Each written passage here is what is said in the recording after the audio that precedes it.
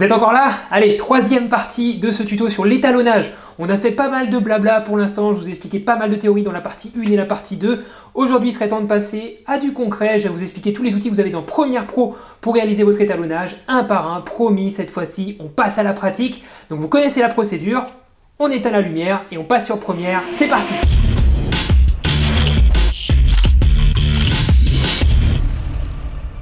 On se retrouve donc dans Premiere Pro CC 2017 dans l'espace de travail couleur. Alors je pars du principe que vous avez déjà vu la partie 1 et la partie 2 de ce tutoriel sur l'étalonnage, donc je ne vais pas vous réexpliquer tout ce qu'il y a dans l'interface de Premiere Pro, ce que c'est qu'un vector scope et une forme d'onde.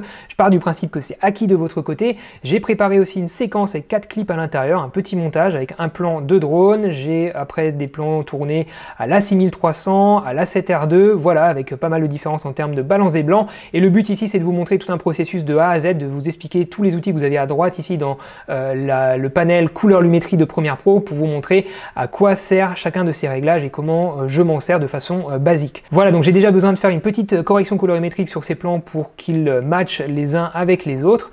Donc je vais faire ça assez vite puisqu'on l'a déjà vu dans la partie 1. J'ai un peu augmenté l'exposition sur ce plan, pardon, comme ça. La balance des blancs est plutôt bonne. Je vais éclaircir mes tons foncés, assombrir mes tons clairs. Je vais assez vite, hein, je vais pas être super précis, c'est pas le but ici. Je fais mon point blanc en regardant ce qui se passe sur ma forme d'onde, mon point noir comme ceci pour avoir des noirs assez profonds. Voilà, c'est pas mal du tout. Je vais un petit peu désaturer mon image car je vais rajouter de la saturation après lors de l'étalonnage. Là j'ai une image assez plate, donc c'est ce que je veux avoir pour réaliser mon étalonnage.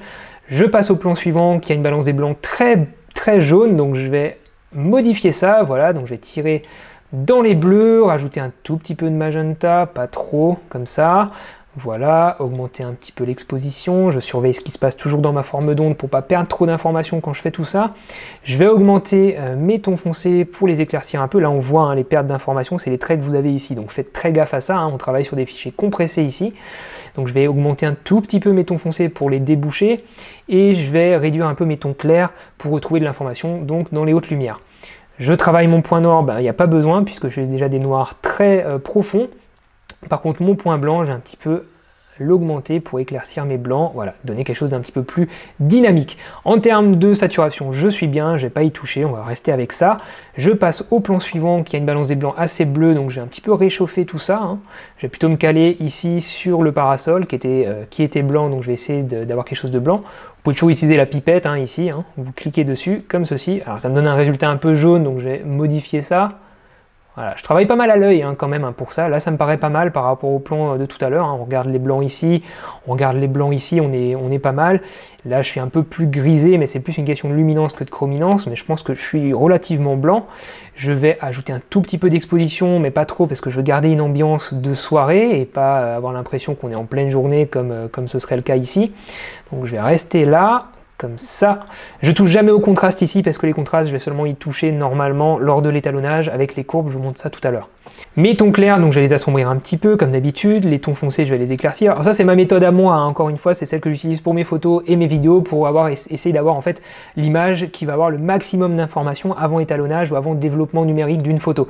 Voilà, comme ça je suis sûr de récupérer beaucoup d'informations, de voir tout ce qu'il y a dans mon image et j'ai ensuite pouvoir choisir qu'est-ce que je monte, qu'est-ce que je monte pas, est-ce que je bouge plus mes ombres, est-ce que je débouche moins mes ombres, etc., etc. Voilà, donc ça c'est ma méthode, c'est subjectif, chacun a sa méthode bien sûr. Les blancs, donc je vais faire mon point blanc, je vérifie ce qui se passe sur la forme d'onde, je fais mon point noir pour étirer ma forme d'onde aussi, avoir quelque chose d'assez dynamique, comme ceci, alors peut-être pas autant, hein, parce que sinon j'aurai des noirs totalement bouchés. Hop, je pinaille, voilà. Pour ce plan c'est bon, je passe au suivant, j'ai une balance des blancs qui est trop jaune, donc je vais rajouter du bleu à l'intérieur, comme ceci. Je suis peut-être un tout petit peu vert, voilà, pas de trop, peut-être que 4 points suffisent, comme ça. L'exposition, on va rajouter un point d'exposition. Oula, je fais une bêtise, attendez, je rajoute un point d'exposition, j'ai dit. Oula, peut-être pas autant, allez, 0,6, comme ça. J'assombris mes tons clairs, je débouche mes tons foncés, jamais de trop, je suis sur un fichier compressé, je le rappelle. Mon point blanc et mon point noir. Voilà, donc je suis pas mal sur l'ensemble de mes plans, tout correspond. Là je suis peut-être un peu clair sur celle-ci, donc je repasse à 0,3. en exposition par exemple. Donc là voilà, je suis pas mal sur l'ensemble de mes plans en termes d'exposition et de colorimétrie, donc je suis désaturé partout, j'ai des informations dans les hautes lumières et dans les basses lumières, je peux attaquer donc mon étalonnage.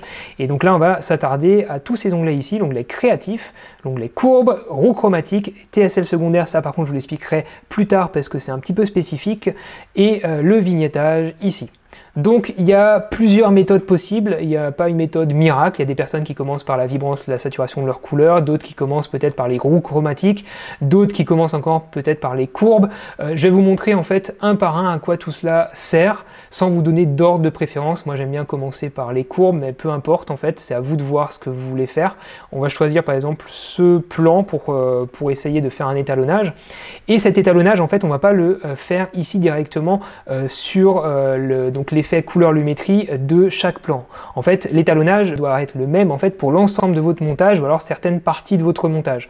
Donc pour ça, ce que vous allez faire, c'est que dans la fenêtre projet ici, vous allez faire clic droit ou cliquer ici, vous allez faire nouvel élément, calque d'effet, OK. Et là, vous allez glisser-déposer donc ce calque d'effet sur la piste 2 de votre montage, comme ceci. Et là, en fait, on va juste passer ça dans un libellé étalonnage. Alors ça, c'est juste personnel, je vous expliquerai ça dans une autre vidéo si ça vous intéresse. C'est juste une organisation de travail pour moi. Donc ce calque d'effet va nous servir, d'ailleurs je vais le renommer, je vais l'appeler étalonnage.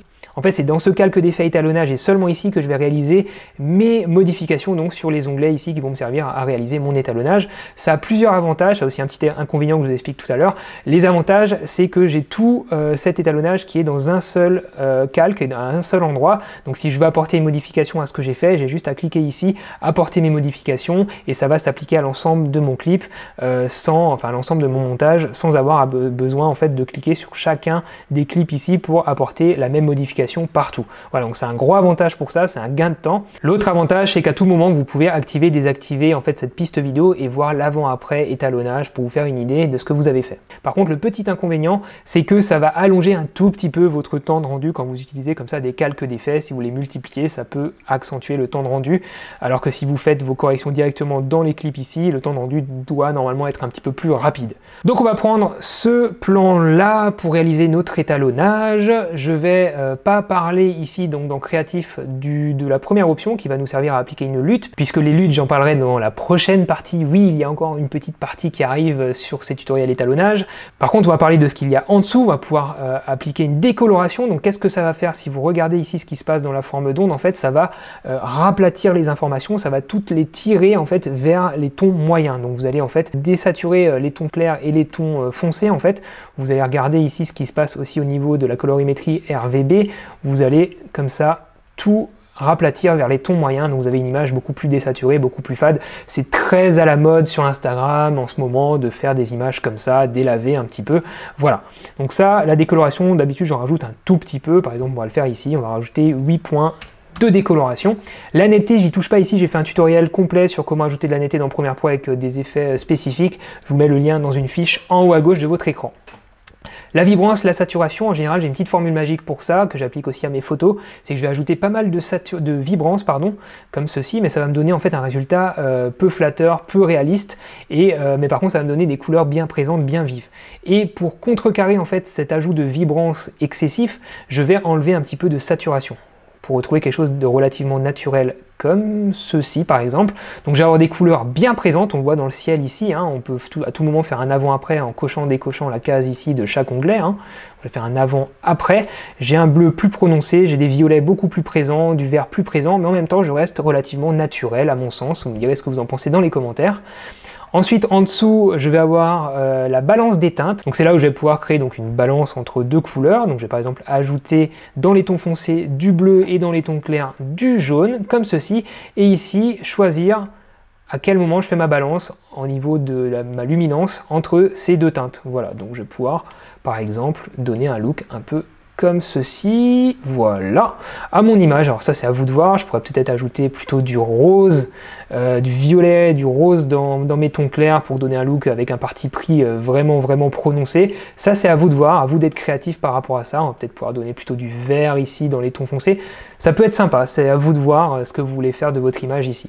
Donc de mon côté, je vais tout désactiver pour juste vous montrer après les réglages suivants et leur effet sans cet effet-là qui aurait lieu au préalable. On va passer aux courbes qui sont très importantes, c'est pas forcément facile à comprendre au début, mais en fait c'est pas compliqué. Vous avez ici des entrées, ici des sorties. Vous avez en bas à gauche en fait les tons foncés de votre image, les noirs 100% noirs, et en haut à droite les tons clairs, donc le blanc 100% blanc tout en haut à droite, et en haut vous avez des nuances de gris. Donc par exemple si on prend un gris moyen ici, pile poil entre le noir et le blanc, que je monte ici sur ma courbe, vous allez voir que en sortie, mon gris moyen qui était en entrée là, hop, il va être gris moyen en sortie. Mais à tout moment, vous pouvez ajouter un point ici en cliquant sur votre courbe et venir dire par exemple que votre gris moyen qui était en entrée là va devenir en fait un gris sombre en sortie. Voilà le principe. Donc là, vous pouvez vous amuser à faire ce que vous voulez. Je vous encourage vraiment à tester plein de choses ici. Vous allez pouvoir ajuster ici la luminance de chaque partie de votre image dans les tons foncés, les tons moyens et les tons clairs, mais aussi dans les couleurs, puisque vous avez vu que ici vous avez 4 types de courbes différentes. Ici en blanc, je suis sur la courbe de la luminance, donc de l'exposition, alors qu'ici je vais être dans la courbe RVB, donc rouge ici, verte ici et bleu ici. Donc par exemple pour ici la luminance, je vais pouvoir appliquer une courbe en S pour ajouter du contraste. C'est une méthode très classique en photo et en vidéo. Je vais pour ça donc cliquer sur ma courbe et ajouter un point ici dans les gris un petit peu sombres, et je vais tirer ce point vers le bas pour que ces gris sombres soient encore plus sombres, comme ceci. Donc ça va assombrir les tons foncés de mon image, et à l'inverse, donc dans les tons clairs, ici, je vais éclaircir ces tons clairs en remontant la courbe, donc ça me forme bien un S, et je vais avoir donc une image beaucoup plus contrastée qu'avant. Si je fais un avant-après, vous voyez, la différence est flagrante. Donc ça, c'est très intéressant. Les courbes, c'est indispensable sur l'ensemble de vos images, de vos montages, de votre étalonnage. Il faut y toucher, il faut savoir s'en servir. À savoir que vous pouvez aussi ici venir déboucher vos noirs. Si vous venez prendre le point tout en bas à gauche comme ceci et que vous le remontez, vous allez désaturer les noirs et ça va vous donner encore une fois un look un peu délavé. C'est très moderne, c'est très actuel comme look. Idem pour les blancs, vous allez pouvoir peut-être ajouter un peu de gris dans les blancs en faisant quelque chose comme ça. Voilà, vous avez vu le look là que ça donne tout de suite, on a l'impression d'être un petit peu dans une image un peu rétro. Alors de mon côté, je vais un petit peu atténuer ce que je viens de faire, comme ceci. Voilà, jusqu'à ce que ça me plaise, on va dire que c'est bon pour le tutoriel, ça va suffire. Juste pour vous montrer un exemple, par exemple dans les bleus ici, on va donc pouvoir accentuer les bleus dans les tons foncés et à l'inverse peut-être les diminuer dans les tons clairs, et du coup si on diminue les bleus quelque part, ça va ajouter de la couleur complémentaire à cette couleur. Donc ici ça va ajouter du jaune dans les tons clairs, et effectivement vous le voyez ici, ça ajoute du jaune dans les tons clairs.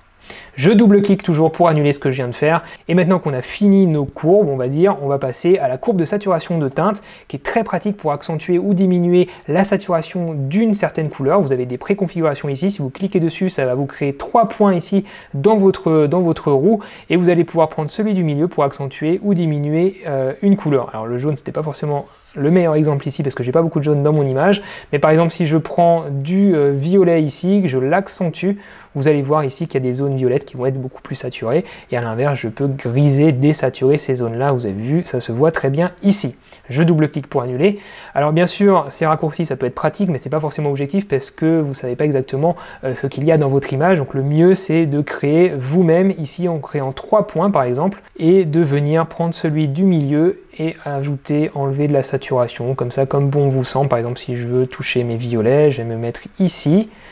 Je vais augmenter de la saturation dans les violets un petit peu partout, ou en enlever comme ceci. Voilà, ça c'est à vous de voir. Vous pouvez ajouter autant de points que vous voulez pour vous amuser, faire n'importe quoi comme je suis en train de le faire. Bref, vous avez compris le principe. Je double-clique pour annuler. On passe à l'onglet suivant, les roues chromatiques que j'adore. Vous avez déjà vu ça dans la partie 2. Les roues chromatiques, c'est celles qui vont vous servir donc à jouer sur la luminance de chacune des tonalités de votre image. Donc les tons foncés, les tons moyens, les tons clairs. C'est là où tout se passe, je le disais dans la partie 2 de ce tutoriel. Vous allez pouvoir changer la couleur, enfin donner une teinte en fait à ces tonalités-là. Donc je vais pouvoir ajouter peut-être du bleu dans les tons foncés, chercher un look un peu Hollywood comme ça, ajouter du jaune orangé dans les tons clairs, dans les tons moyens, pardon, et ensuite rééquilibrer le tout grâce à mes tons clairs. Voilà, il y a beaucoup de possibilités ici. On va faire quelque chose un peu comme ça, par exemple. Bon, allez hop, on va faire ça comme ça. Je peux assombrir ici mes tons foncés, à l'inverse les éclaircir. Bref, je peux m'amuser. Je fais un peu n'importe quoi, mais c'est juste pour vous montrer le principe. Voilà, on va éclaircir aussi ici les tons moyens, par exemple, et assombrir les tons. Non, allez hop, on va contraster le tout en éclaircissant les tons clairs, comme ceci. Voilà, donc c'est là où vous pouvez vous amuser. On va voir le avant-après. et donner le look un petit peu façon Hollywood ou alors ce que vous voulez en gérant donc les tons foncés, les tons moyens, les tons clairs en termes de luminance et de chrominance. C'est très puissant. Amusez-vous avec ça, faites des tests, vous allez voir, c'est super. TSL secondaire, j'en parle pas ici, j'en parlerai dans une future vidéo puisque c'est assez complexe et que ça va prendre un petit peu trop de temps et c'est très spécifique comme usage. Ça va vous servir à modifier une certaine couleur, donc je préfère vous montrer ça plus tard. Le vignettage, donc ça vous connaissez sans doute déjà, je vais rien vous apprendre, ça ajoute donc un petit voile noir autour ici, un effet de vignettage autour de votre image, donc soit dans les noirs, soit dans les blancs, si vous voulez faire des vidéos de mariage kitsch, ce que je vous déconseille de faire, en tout cas je ne cautionnerai pas. Ici vous allez pouvoir ajouter donc un vignettage, changer un certain nombre de paramètres sur ce vignettage, des choses assez classiques lorsqu'on commence à s'intéresser à cette option de vignettage.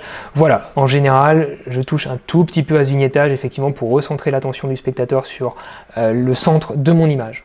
Voilà, donc là j'ai été très grossier, mais je vous ai montré l'essentiel des paramètres que vous avez ici.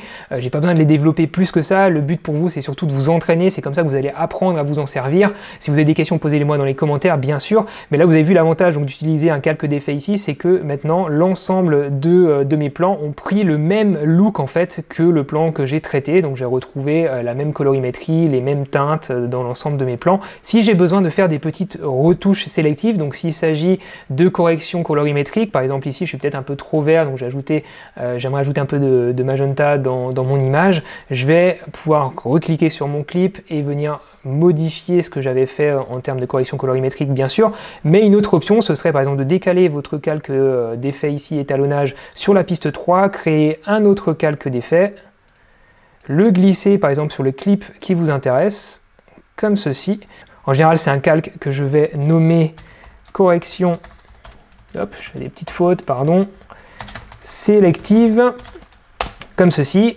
Je vais juste repasser ça dans un libellé étalonnage. Et dans cette correction sélective, je vais venir donc appliquer des modifications sur ce plan. Si je le trouve peut-être trop clair, je vais le trouver peut-être trop décontrasté, je vais le trouver peut-être un peu trop magenta maintenant. Enfin bref, voilà. Ça va me servir comme ça donc à revenir créer des corrections sélectives sur ma piste 2. Et je vais pouvoir donc à tout moment désactiver, activer cette correction-là. Et idem pour l'étalonnage. Je vais activer, désactiver ma piste 3 et voir l'avant-après étalonnage. C'est très pratique de fonctionner comme ça, c'est ce que je vous recommande de faire.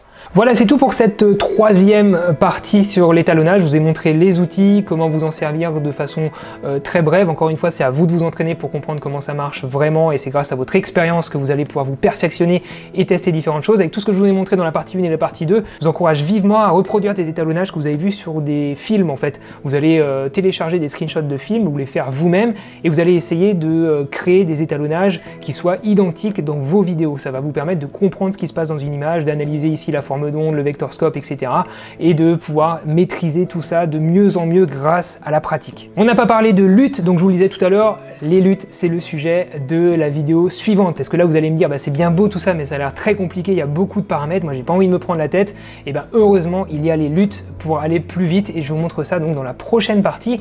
J'espère que cette partie 3 vous a plu, j'espère que vous avez appris des choses, posez-moi vos questions dans les commentaires et en attendant je vous dis faites de belles photos, faites de belles vidéos, à bientôt les amis, ciao.